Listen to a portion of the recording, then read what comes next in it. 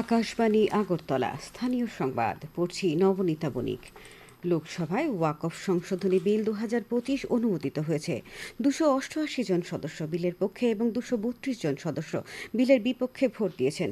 কেন্দ্রীয় সংখ্যালঘু বিষয়ক মন্ত্রী কিরেন রিজিজু গতকাল বিকেলে লোকসভায় বিলটি উত্থাপন করেন।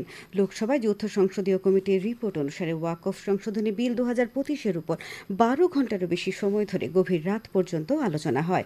বিলটি উত্থাপন করে মন্ত্রী শ্রী রিজিজু বলেন যে বিলটির সাথে মুসলমানদের ধর্মীয় রীতিনীতির কোনো সম্পর্ক নেই এবং এটি কেবল ওয়াকফ বোর্ডের সাথে সম্পর্কিত সম্পত্তির সাথে সম্পর্কযুক্ত।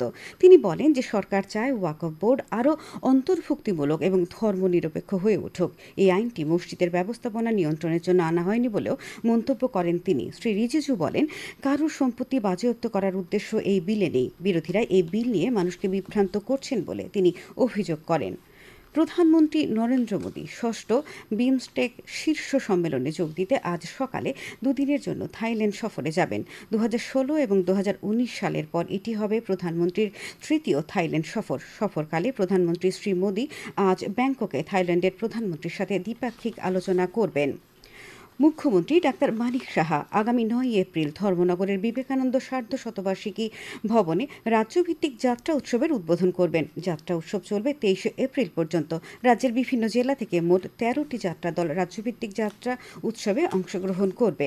কেন্দ্র সারা দেশে প্রায় 3.5 লক্ষ তফসিলি উপজাতি শিক্ষার্থীদের জন্য 728টি একলব্য মডেল আবাসিক বিদ্যালয় স্থাপনের লক্ষ্যমাত্রা গ্রহণ করেছে। এখনো পর্যন্ত সারা দেশে মোট 721টি একলব্য মডেল আবাসিক বিদ্যালয় অনুমোদন পেয়েছে, যার মধ্যে 477টি বিদ্যালয়ে পঠন পাঠন শুরু হয়ে গেছে। রাজ্যসভায় লিখিত জবাবে কেন্দ্রীয় আদিবাসী বিষয়ক প্রতিমন্ত্রী দুর্গা দাস উইকে বলেছেন, 2018-19 সালে উপজাতি শিশুদের তাদের নিজস্ব পরিবেশে শিক্ষাদানের জন্য কেন্দ্রীয় সরকার একলব্য মডেল আবাসিক বিদ্যালয় প্রকল্প শুরু করে।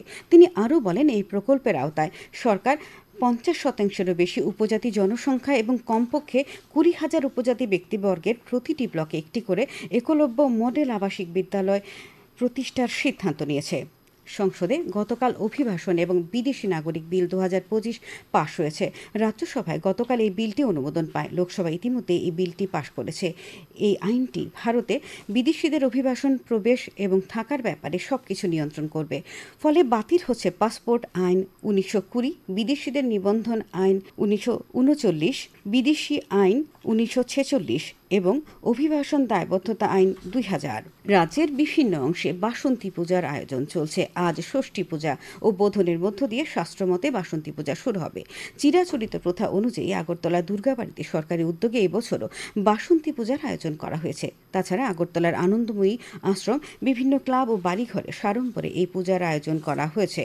বেটি বাঁচাও বেটি পড়াও কর্মসূচিতে গতকাল মান্দাইয়ে শিশুকন্যাদের হাতে স্কুল ব্যাগ তুলে দেওয়া হয়।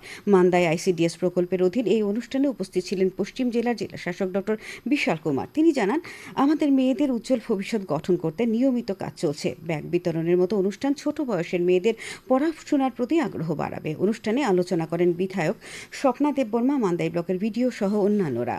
দক্ষিণ জেলার শান্তিরবাজার মহকুমার লাচি ক্যাম্পে গতকাল স্বাভাবিক জীবনে ফিরে আসা যুবক যুবতীদের 11তম ব্যাচের প্রশিক্ষণ কর্মসূচি শুরু হয়েছে। দক্ষিণ জেলার অতিরিক্ত জেলাশাসক হেমন্ত দেববর্মা, রাজ্য পুলিশের DIG কৃষ্ণেন্দু চক্রবর্তী, উপজাতি কল্যাণ দপ্তরের অধিকর্তা শুভাশিস দাস প্রমুখ উদ্বোধনী অনুষ্ঠানে উপস্থিত ছিলেন। খেলার খবর, তপন স্মৃতি ঘরোয়া নকআউট ক্রিকেট প্রতিযোগিতার 2টি সেমিফাইনাল আজ হবে। নরসিংগড়ের TIT মাঠে সংহতি ক্লাব খেলবে JCCর বিরুদ্ধে এবং পুলিশ ট্রেনিং একাডেমি মাঠে অপর সেমিফাইনালে ব্লাডমাউথ ক্লাব ও কসমোপলিটন ক্লাব পরস্পরের মুখোমুখি হবে। আগামী 5 এপ্রিল আসরের ফাইনাল খেলাটি হবে। আবহাওয়ার খবর, আবহাওয়ার পূর্বাভাসে জানানো হয়েছে আকাশ অংশত পরিষ্কার থাকবে।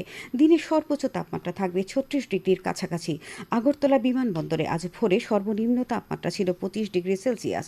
আবহাওয়া দপ্তর থেকে উত্তর ত্রিপুরা জেলার কোথাও কোথাও বজ্রবিদ্যুৎ সহ বৃষ্টিপাতের সতর্কতা জারি করা হয়েছে। স্থানীয় সংবাদ এখনকার মতো এখানেই শেষ হলো। পরবর্তী বাংলা স্থানীয় সংবাদ প্রচারিত হবে আজ সন্ধ্যা 7টা 55 মিনিটে।